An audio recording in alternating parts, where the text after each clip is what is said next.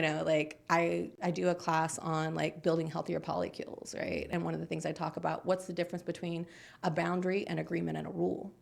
And most people don't know, right? So let's slow this down for a moment because this was something I had asked you about before we got started, and I think that anyone following along who likes this information, some of them obviously are going to know what that term is.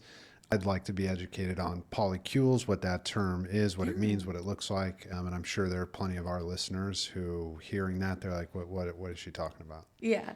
Yeah. So a polycule is a term used in polyamory, in which it is the connection between like romantic and sometimes non-romantic relationships that creates the community in which you're connected, right? So, for example, let's say that you and I were partners. And then you had two other partners, right?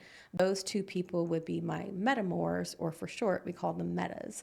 But we would all be a part of a polycule. We're all connected. And maybe I would have two romantic partners and then I have a platonic life partner, right? So the definition is changing because now we're also including platonic life partner. It doesn't have to be romantic, but this is a significant relationship in my life, right? And so then they would also be a part of the polycule, right? And so it's the connections in which we make for like long-term reasons, right?